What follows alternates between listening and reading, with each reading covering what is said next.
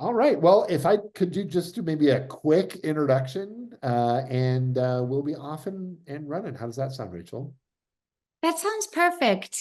Yeah, I'm really excited to share this project and so grateful that everybody has joined and is interested. So, hi everyone, heartfelt welcome to you all. I know we're all busy humans with a million things to do. So, I hope we enjoy this time and space together um, to check out the project and hopefully have some time for some Q&A so you guys can ask any questions that are specifically relevant to you because it's a broad project and topic, so want to make it as valuable as possible. Yeah, and we're actually getting an opportunity to go into these worlds today. I hear that's a Yes, we'll proper be virtual doing adventure. some world hopping, as Yeah. we call it. We're going to stick to one world, but I will be sharing links with everyone to the other worlds that are part of our museum so that you could explore those in your own time. But just for the sake of logistics, and just a public service announcement on that. When we go into these worlds, some things can be glitchy. Mm. You can get lost, something might not load that quickly. So, just a reminder to take your time, have patience with it. It's probably not you, it's probably them. So, feel free that you might have to refresh your browser every now and again, or you can just poke me for some advice if something doesn't seem like it's working. Mm. Yeah. That's good. That's a good thing to let people know as we dig into this. Well, Mhm. I'm just going to do this quick little intro. Rachael Newport is an impact producer at the Virtual Worlds Museum, and our special guest today here on our iLearn guided virtual adventure. Rachel's an award-winning producer of interactive media experiences with a decade of experience developing international projects and building XR initiatives. Drawing on roots in documentary film production and news gathering, Rachel's passionate about amplifying the reach of works that inspire change and foster positive social impact. Welcome, Rachel. Thank you so much, Jonathan. It's great to be here. So you already had this lovely intro about me. So I'm an impact producer, and I'm currently working with the Virtual Worlds Museum, which is what we're going to talk about today. So I'm going to go ahead and share my screen so you have something to look at that isn't just my face. And And I'm turning mine off.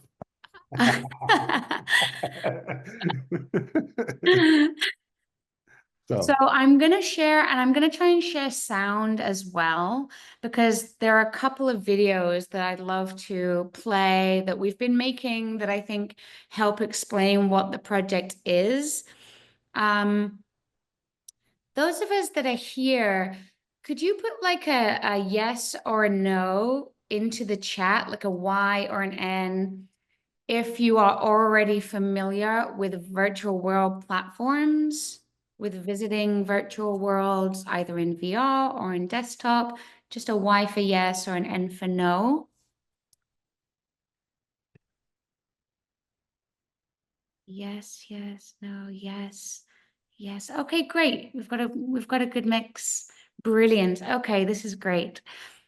Okay, so I'm gonna go ahead and share.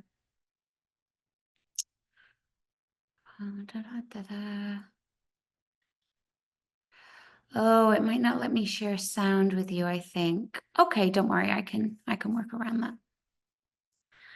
Um, Alrighty, so I'm gonna be flipping around here between um some of these slides and so on. And the reason for that is that the Virtual World Museum is really an online digital museum. And so it's important for us that you see the website itself and understand how that works as a hub. And then we'll go into the virtual world and we'll see that kind of digital immersive version of the hub. Okay. So I'm going to just go backwards a little bit and tell you about the kind of the beginning of this project. Is it going to let me interact with this? Yeah, perfect. So, we're a digital museum that showcases immersive world platforms.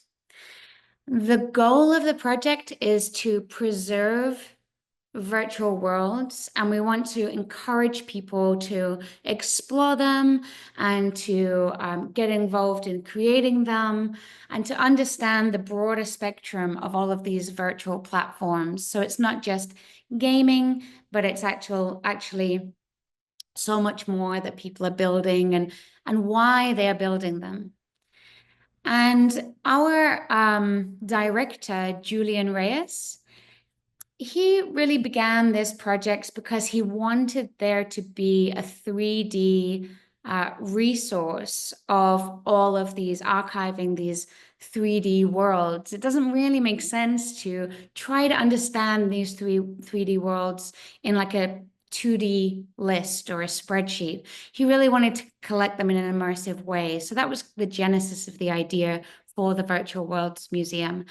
And he comes from a background working for Meta, also has done a lot of impact projects around electronic music culture and film.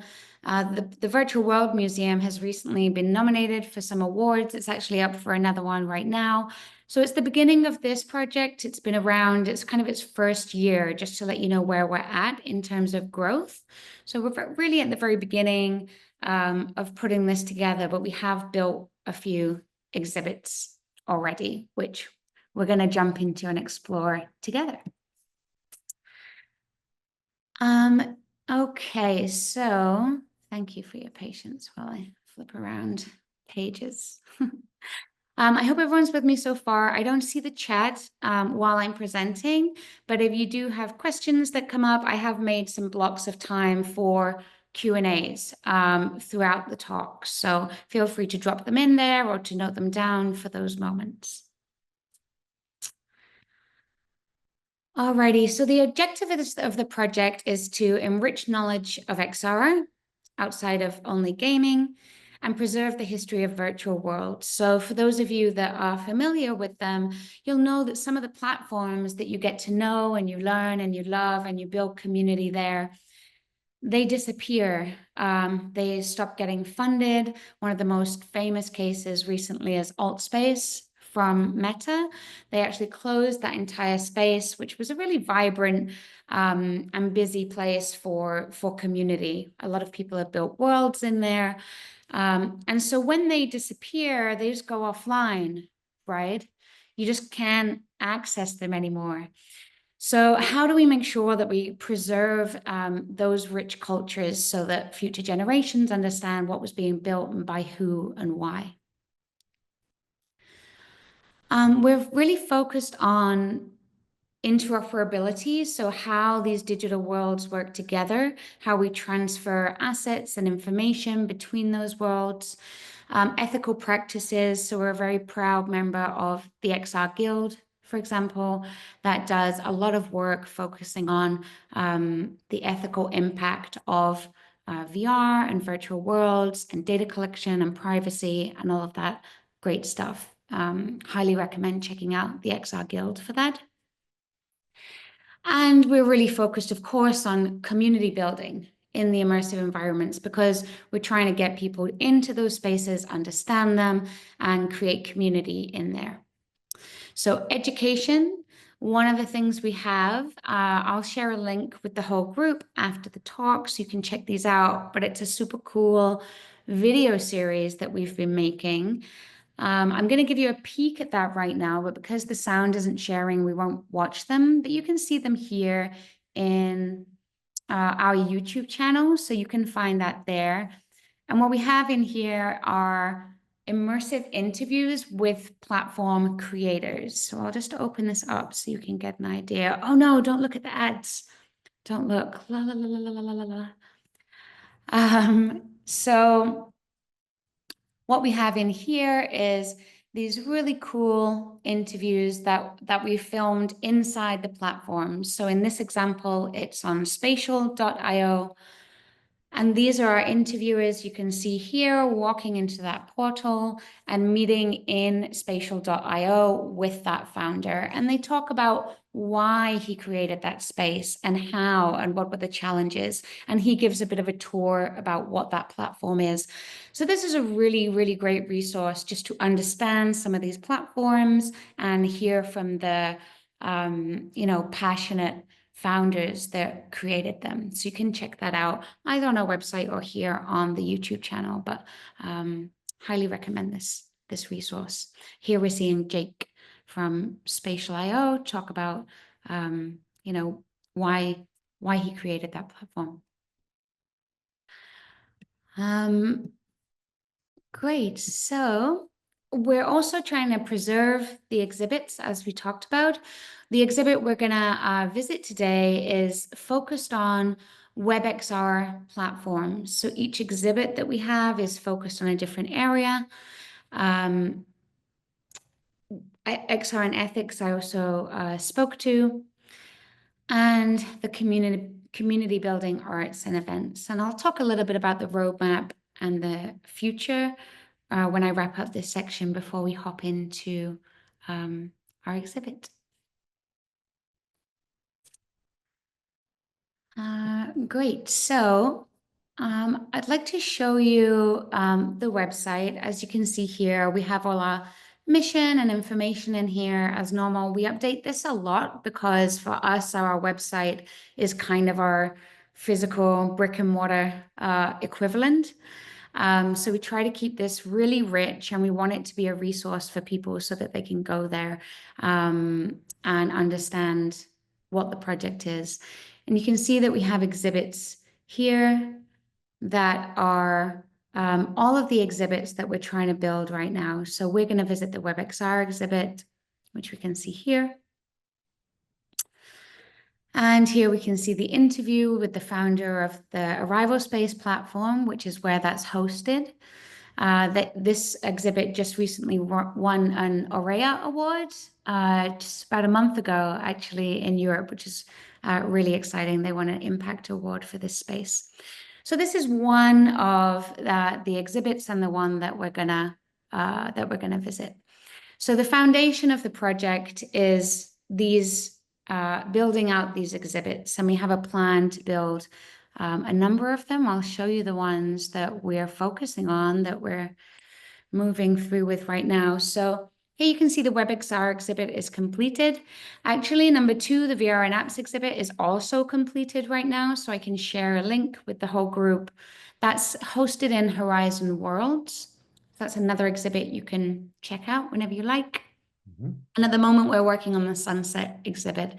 This is a really nice one because it's all the worlds that have been sunsetted. So all of these digital immersive worlds that aren't around anymore. So this is going to be, I think, a really popular one. Awesome.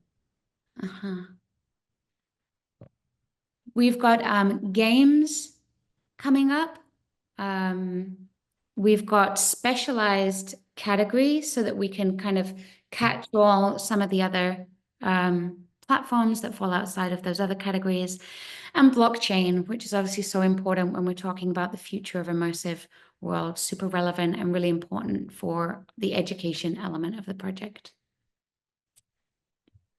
Wow.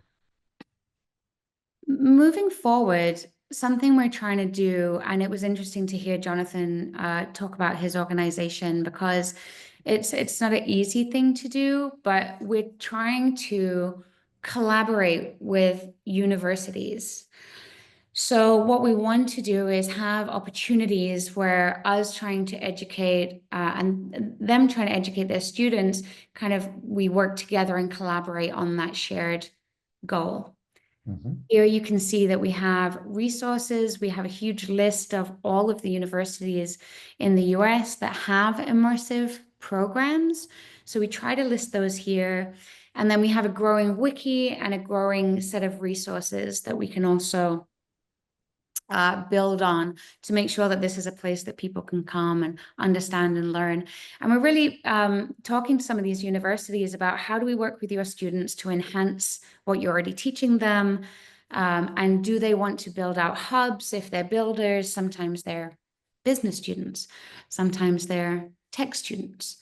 And we have a list of, this is our GitHub page, we have a list of all of the platforms that we're actually tracking. And the Mhm. goal is to build a little museum hub in each of these platforms so that we can activate those for events. We can invite people there. We can encourage people to build out those platforms with us. And so that is the goal and the roadmap for the museum. Wow, impressive. That's amazing. Yeah, there's a lot in here. So I'll wrap up by talking a bit about the future. So that roadmap, um, obviously we're looking at the programs that we're running, building out those hubs, and the question on everyone's mind, the elephant in the room: how do you fund an awesome project like this that isn't really nonprofit but is impact and education oriented, right? Mhm. So this is a really interesting thing that we're super transparent about. We talk about things that work and don't work in terms of funding because we think that's just as juicy, interesting, and useful for everybody as everything else that we're sharing. So um, we are doing like a sponsorship opportunity. We're trying to attract funders. We're looking into how we make Kickstarters work. So all of those things are things that we're trying for the coming year and being very transparent about feeding back on. So if that's something you're interested in, then watch that aspect of the project because I think we're learning a lot about the right way to do that. And eventually, what we'd love is to be selling tickets to these world hubs. So we'd have all these hubs, these museum hubs, and then we'll be able to host events and book launches in there, show people around, let people use the space, build them spaces in 3D worlds. So all of these things are really exciting opportunities for the coming year now that we have this foundation and our first exhibits built. Woohoo! Yeah. So with that, I'd love to open up just for a little bit of Q&A. I know I covered a bunch of stuff and it's a big project. So if anybody has a question to ask, I think what I'll do is I'll try to stop sharing and we'll just hop back together and then I'll introduce the virtual world hop and we can hop in there. But let's see if I can. Ah, there we go. Here we are. So just checking the chat here. Oh, thank you for putting that link in. Fantastic. Does anybody have a question about the project that they'd like to drop in the chat? Thanks, Chris.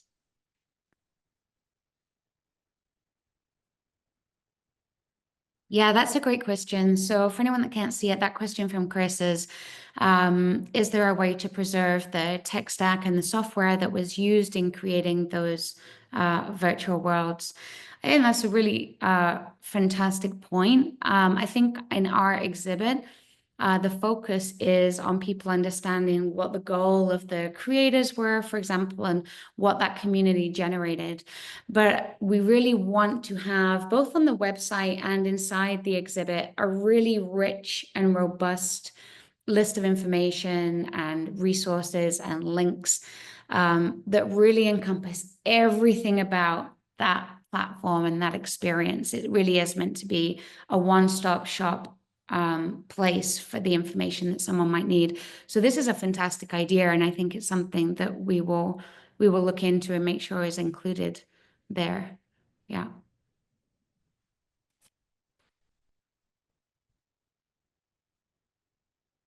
Well, I'm hopping back in because I do have a question, Rachel. Fabulous. I'm really, been really impressed with the work that you all have been doing for a long time. But uh,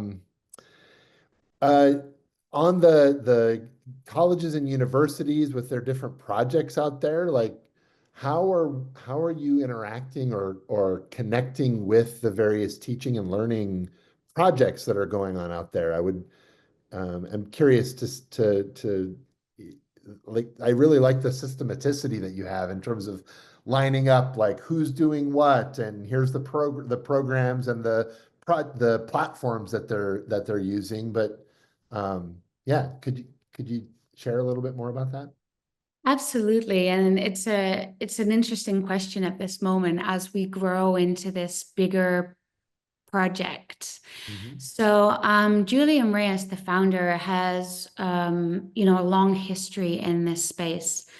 And the VR and immersive world community is actually still so small and so rich and so supportive. It's a really beautiful space. Yeah. And so I would say that just attending a lot of those same events, supporting one another, and having this rich network means Mhm. that a lot of the great conversations we have around collaboration really come from personal connections. Right. So, yeah, the team we have on the virtual world museums, everyone is really a volunteer or an advisor. And these are some of the best people in the biz, Mhm. when you look at our teams page, got some real names in there. And it's amazing that everyone's just drawn to the project because of because they really resonate with the message. So, at the moment, I would say a lot of that is where we're having the best conversations around collaborating with universities. We did do kind of an outreach last month to all of these guys that are listed on our website, like make sure that they're happy to be listed. Is there any other information they want to give us? Any other courses they're opening? And some of those conversations also led to us talking about, well, what can we do with your students? What can we do with the platforms, and how can we collaborate? So, yeah, that's mostly how we're connecting with them.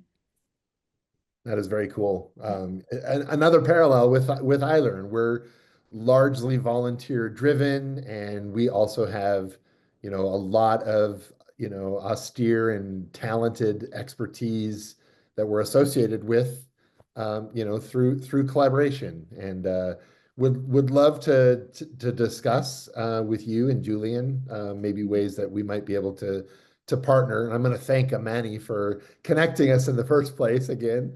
Um, Yeah, I should give a shout out about that. So I was lucky enough to find Amani through XR Women. mhm. Oh So, yeah. yeah, for anyone here that doesn't know, XR Women is a fantastic group of um, super talented, again, big names in the industry people that have dedicated their time and passion to creating that group. So it's women and allies, of course, it's open to all. But all the leadership team, there are women that got together, I think it was at the beginning of COVID, and said, okay, how do we keep this thing going? We don't want to lose the momentum that we've made in the XR space. So they have created an event and a talk of a different topic, invited someone every single week for the past 2 years or more. And so Okay. every single week they do an immersive event on a different platform. They have a really thriving Slack channel. They have a YouTube channel for all of the events in case you can't be there every Wednesday. Yeah, and it was in that Slack channel that I got to connect with her and that this awesome event is happening. So big shout out.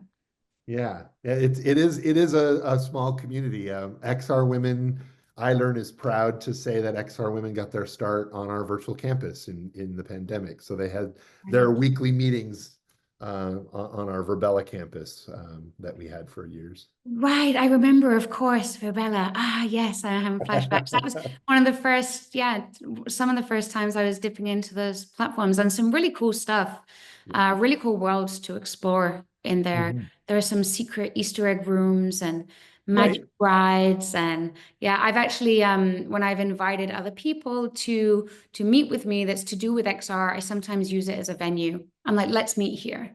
Yeah. And so anybody that's ever looking for anywhere, that's a great space to catch up. That's a good one. So Yeah. lots of stuff in common. I think you and I could probably talk for hours and hours, but maybe we should Yes. hop into our adventure portion.